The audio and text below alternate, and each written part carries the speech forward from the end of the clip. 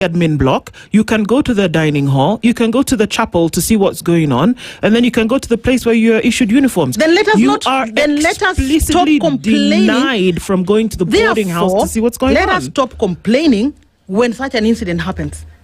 Let us stop complaining. You are as bad as a parent. You are as bad. You are as bad as anybody else. As the PS that we are saying that had not made sure that the security conditions were not okay, you as a parent also are as bad. What are they meant to do at that point? Say, unless we are allowed to see what this dormitory looks like, because when you go, right, you get the slip and you know which dorm your child will be in.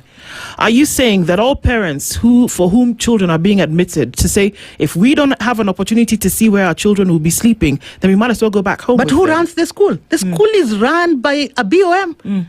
A majority of the members are parents. The BOM is parents. So what are you telling me? That parents have prevented themselves from inspecting facilities where their children will be sleeping? Yes, Janet, I'm telling you that parents have done that. That's why I'm saying we have a problem that we have to deal with. We have a problem. Either we as parents are also part of the problem, because how do you leave your child?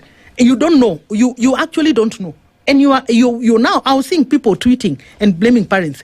You want a teacher to teach from 8 to 5 and then spend the night looking at your child? Are we okay?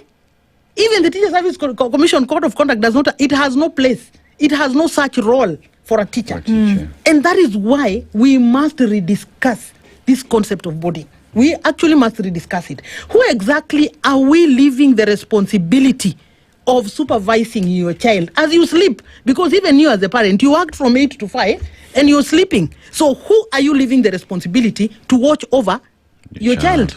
Who are you asking questions? For example, in a situation of a fire, I want to ask parents, who exactly are you asking questions? Who are you asking questions? Because the teachers that you are asking questions, they are very guarded by the TSC Code of Conduct. They do not have a legal responsibility to take care of your child.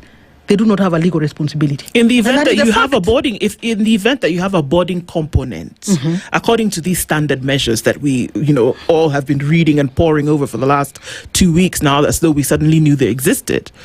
In the event that you do have a boarding component, there should be somebody who sleeps in close proximity to these children. Yes. It's a patron. If it's in a boy's case, if it's a girl's case, it's the matron, that you shouldn't have these children sleeping alone. There should be somebody there. There should be somebody to ensure that door is not locked from the outside. Correct. There should be somebody there. Yes, correct. And this is the arrangement, but because of resource constraints, so you find that one dormitory has about 200 learners. Another one has how many? Another one has how many matrons will a school be having?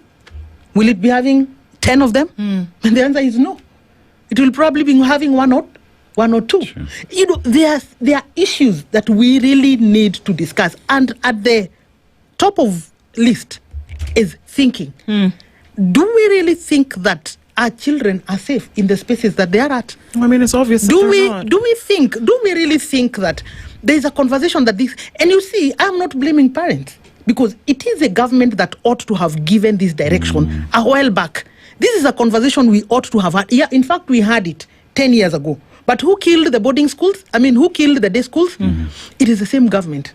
Because when you're the Minister for Education and there's a policy, there's a policy of government, what is your work? Your work is to supervise that policy is being implemented. If today you asked, why did we kill the day wings? Let me tell you the annoying The day wings that were in current boarding schools. In current boarding schools. Let me tell you the annoying conversation that you will get.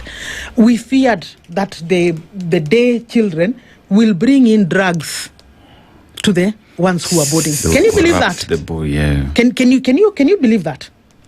So and that was used to shut down something that has a bigger bearing towards access, towards quality of education, towards safety and security of children anywhere else in the world.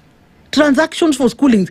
I don't even know what our children will be doing the whole day. Some of them will be waking up at 4 in the morning. They will be in preps all the way to 9 p.m. Weekends they're there.